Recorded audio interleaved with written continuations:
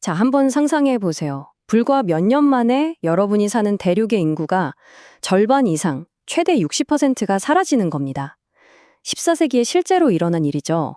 동쪽에서 불어온 검은 바람, 바로 인류 역사상 최악의 재앙으로 기록된 검은 죽음, 흑사병 이야기입니다. 당시 사람들은 이걸 보면서 절교했겠죠. 이건 신의 벌이다 하고요. 과연 정말 그랬을까요? 아니면 이 끔찍한 죽음의 파도가 어쩌면 낡은 시대를 끝내고 완전히 새로운 시대를 열기 위한 역사의 거대한 리셋 버튼 같은 건 아니었을까요? 오늘 바로 그 질문의 답을 한번 찾아가 보려고 합니다. 자, 그럼 흑사병이 닥치기 바로 직전의 유럽으로 한번 가볼까요? 겉으로 보기에는요, 뭐랄까, 꽤 괜찮았어요. 하늘을 찌를 듯한 화려한 고딕 성당들이 막 들어서고 기사들이 멋지게 마상시합을 벌이는 그런 나름 안정된 시대처럼 보였죠. 하지만 그 화려한 겉모습 뒤에는 시한폭탄이 똑딱이고 있었습니다. 사실 당시 유럽은요, 인류 역사상 최악의 재앙을 맞이할 준비가 거의 완벽하게 끝나 있는 아주 위태로운 상태였던 겁니다. 왜 그랬냐고요? 당시 유럽은 이미 벼랑 끝에 서 있었거든요. 우선 1300년쯤부터 소빙하기라고 해서 기후가 갑자기 나빠져요. 당연히 농사가 안 되겠죠. 그래서 1315년부터 끔찍한 대기근이 닥칩니다. 먹을 게 없으니 수많은 사람들이 영양실조에 시달렸고 면역력은 바닥을 쳤죠. 게다가 인구는 너무 많아서 낡은 봉건제 시스템은 더 이상 버티기 힘든 상황이었고요. 그러니까 뭐랄까 마른 장작더미에 불꽃 하나만 튀면 그냥 활활 타버릴 그런 상태였던 거예요. 바로 그때 동쪽에서 인류 역사상 최악의 충격파가 조용히 다가오고 있었습니다. 근데 이 흑사병이 대체 어디서 시작됐는가? 이게 정말 오랫동안 미스터리였거든요. 그런데 놀랍게도 불과 몇 년 전에 이 700년 묵은 미제 사건의 결정적인 단서가 잡혔습니다. 이거 완전 과학 수사 드라마 같아요. 들어보세요. 1880년대에 중앙아시아 키르기스탄에서 오래된 무덤이 발견됐는데 묘비에 역병으로 죽었다고 쓰여 있었던 거죠. 시점이 유럽에서 흑사병이 터지기 거의 10년 전이었어요. 다들 설마 했겠죠. 그리고 시간이 흘러 2022년 과학자들이 마침내 이 유해의 치아에서 DNA를 뽑아냈는데 거기서 흑사병의 원인균, 바로 예르시니아 페스티스가 딱 나온 겁니다. 와, 700년 동안 아무도 몰랐던 검은 죽음의 시작점, 그 그라운드 제로가 밝혀지는 순간이었죠. 아니, 근데 중앙아시아의 그 외딴 곳에서 시작된 병이 어떻게 그렇게 순식간에 유럽 대륙 끝까지 퍼져나갈 수 있었을까요? 여기에 정말 기가 막힌 역사의 아이러니가 있습니다.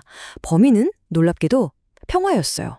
바로 팍스 몽골리카, 몽골 제국이 만든 평화 말이죠. 몽골 덕분에 안전해진 실크로드가 동서양의 물자와 문화를 실어 날렸잖아요. 근데 바로 그 길이 질병에게는 그야말로 막힘없는 초고속도로가 되어준 셈입니다. 흑사병이 유럽으로 들어온 결정적인 계기로 아마 카파 공성전 이야기 들어보신 분들 많을 거예요. 몽골군이 흑사병으로 죽은 시체를 투석기로 성 안에 휙휙 던져 넣었다는 역사상 최초의 생물학전이라는 아주 드라마틱한 이야기죠. 근데요, 이건 사실일 가능성이 좀 낮아요. 딱 한 군데, 그것도 간접적인 기록에만 나오거든요. 진짜 범인은 훨씬 더 작고 평범했습니다. 바로 전쟁통에 혼비백산에서 도망치던 제노바 상선에 몰래 올라탄 쥐와 그 쥐에 붙어있던 벼룩이었던 거죠. 그리고 마침내 운명의 그날 1447년 10월이 왔습니다. 제노바 상선 12척이 시칠리아의 메시나 항구로 들어옵니다. 항구에 있던 사람들은 뭔가 이상하다는 걸 느꼈겠죠. 그리고 배가 가까이 다가왔을 때 그들은 자기 눈을 의심했을 겁니다. 배 위는 시체들로 가득했고 간신히 살아남은 선원들은 온몸에 끔찍한 검은 종기가 돋아난 채로 죽어가고 있었으니까요. 유럽에 죽음이 상륙한 겁니다. 이때 참상을 가장 생생하게 기록한 사람이 바로 데카메론을 쓴 보카치오인데요. 그는 죽음이라는 극현의 공포 앞에서 인간의 유대감이 얼마나 쉽게 무너지는지를 똑똑히 봤습니다. 여기 이 문장 좀 보세요. 부모는 자식을 버렸고 남편은 아내를, 형제는 형제를 버렸다. 사회가 그냥 통째로 붕괴되고 있었던 겁니다. 피해 규모는 정말 상상을 초월합니다. 불과 몇 년 사이에 유럽 전체 인구의 30%, 많게는 60%가 그냥 사라져버렸어요. 60%. 지금 우리 주변 사람 둘 중 하나가 갑자기 없어진다고 생각해보세요. 이건 인류 역사상 가장 치명적인 단일 재앙이었습니다. 그 어떤 전쟁보다도 더 끔찍했죠. 자, 이런 말도 안 되는 재앙 앞에서 당시 사람들은 어떻게 반응했을까요? 그야말로 대혼란에 빠졌죠. 그들의 반응은 크게 네 가지로 나타났습니다. 첫째, 어떻게든 고쳐보려는 잘못된 의학적 시도들. 둘째, 신에게 매달리는 극단적인 종교적 행위. 셋째, 에라 모르겠다 식의 쾌락주의. 그리고 마지막으로 가장 비극적인 희생양 찾기였습니다. 당연히 그 시대 최고의 의사들도 원인을 전혀 몰랐어요. 그들이 내놓은 가장 유력한 가설이 뭐였냐면 미아즈마 이론이라는 거였어요. 땅에서 올라오는 나쁜 공기 때문에 병이 생긴다는 거죠. 우리가 흔히 아는 그 새부리 모양의 귀기한 가면 있죠? 그게 바로 이 이론 때문에 나온 겁니다. 저 긴 부리 안에 향기로운 약초를 가득 채워서 나쁜 공기를 걸러 마시려고 했던 거예요. 물론 효과는 전혀 없었겠죠. 의학이 답을 주지 못하니까 사람들은 당연히 종교에 매달렸습니다. 이건 인류의 죄에 대한 신의 벌이라고 믿었죠. 그래서 채찍질 고행단이라는 극단적인 무리까지 등장합니다. 이 사람들은요, 쇠붙이가 달린 채찍으로 자기 몸을 피가 나도록 때리면서 도시를 행진했어요. 우리의 죄를 용서해달라고요. 정말 필사적이었던 거죠. 그런데 더 비극적인 건 이들이 도시를 옮겨 다닐수록 병은 더 빨리 퍼져나갔다는 겁니다. 한편에선 이렇게 극단적인 차별을 하는데 정반대의 사람들도 있었어요. 어차피 내일이면 죽을지도 모르는데 무슨 소용이야? 하면서요. 이들은 절망 속에서 카르페 디엠, 즉 오늘을 즐기자를 외치며 쾌락에 빠져들었습니다. 보카치오의 기록을 보면 사람들이 밤낮으로 술판을 벌이고 춤을 추면서 이게 바로 흑사병 최고의 치료법이다 라고 외쳤다니 당시의 절망감이 얼마나 컸을지 짐작에 가죠. 그리고 거대한 공포는 언제나 증오와 분노를 먹고 자랍니다. 사람들은 이 끔찍한 고통을 설명해줄 누군가가 필요했어요. 희생양이 필요했던 거죠. 그 타겟이 된 게 바로 유대인들이었습니다. 유대인들이 우물에 독을 탔다는 지금으로 치면 정말 악의적인 가짜뉴스가 퍼져나갔고 이 말도 안 되는 소문 때문에 유럽 전열에서 수많은 유대인들이 끔찍하게 학살당하는 비극이 벌어지고 맙니다. 자, 여기까지 들으면 흑사병은 그냥 끔찍한 파괴와 절망, 종말의 이야기 같죠? 그런데 말입니다. 역사는 언제나 가장 큰 파괴의 잿더미 위에서 새로운 싹을 틔웁니다. 지금부터가 이 이야기의 진짜 핵심입니다. 흑사병이 어떻게 낡은 중세시대의 무덤을 파고 그 자리에 새로운 근대라는 시대의 요람을 만들었는지 그 거대한 리셋의 과정을 지금부터 보여드리겠습니다. 흑사병이 휩쓸고 지나간 세상은 이전과 완전히 다른 세상이었습니다. 모든 게 거꾸로 뒤집혔죠. 한번 보세요. 사람이 너무 많이 죽어서 노동력이 갑자기 엄청나게 귀해졌어요. 그러니 살아남은 농민들 몸값이 뛰겠죠. 임금이 두세 배씩 폭등합니다. 반대로 사람은 없는데 땅만 남았으니 땅값은 50% 이상 폭락해버렸죠.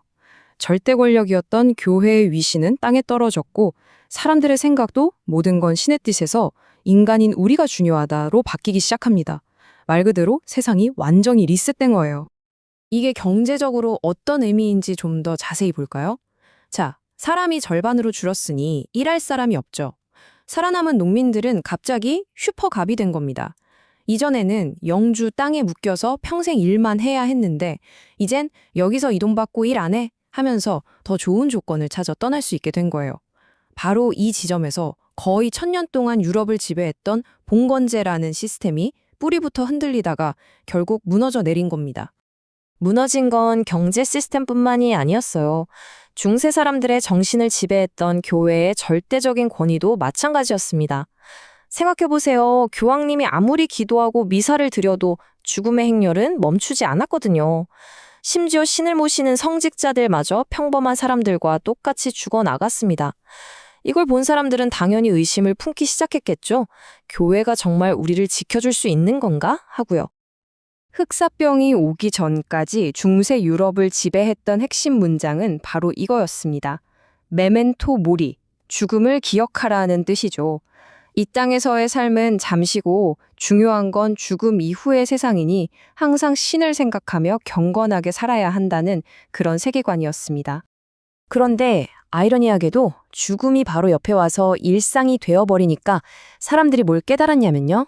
아, 지금 살아있는 이 순간이 정말 소중하구나 하는 거였어요.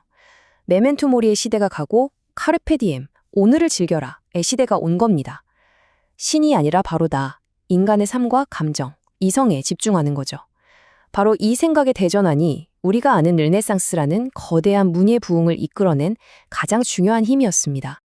이 흑사병 시대의 이야기들 듣다 보면 뭔가 기시감이 들지 않으세요? 정말 놀라울 정도로 최근 우리의 경험과 닮아 있습니다. 원인을 알 수 없는 질병이 퍼지자 횡행했던 가짜뉴스와 음모론들, 특정 집단에게 책임을 돌리는 혐오 범죄, 그리고 도시를 봉쇄하고 사람들을 격리하는 것까지 700년이라는 어마어마한 시간이 흘렀는데도 재앙 앞에서 인간 사회가 반응하는 방식은 놀라울 만큼 똑같았습니다. 결론적으로 흑사병은 정말 명백하게 역사의 리셋 버튼이었습니다. 낡고 굳어버린 중세 시스템을 가장 잔인하고 폭력적인 방식으로 완전히 파괴해버렸죠. 그리고 바로 그 잿더미 위에서 근대라는 새로운 시대가 태어날 수 있는 공간이 만들어진 겁니다. 그래서 이 흑사병의 역사는 오늘날 우리에게도 질문을 던집니다. 우리가 지금 겪고 있는 위기들은 과연 우리에게 무엇을 버리고 무엇을 새로 만들라고 말하고 있는 걸까요? 낡은 것과의 고통스러운 작별 없이는 새로운 시대를 열 수 없다는 것.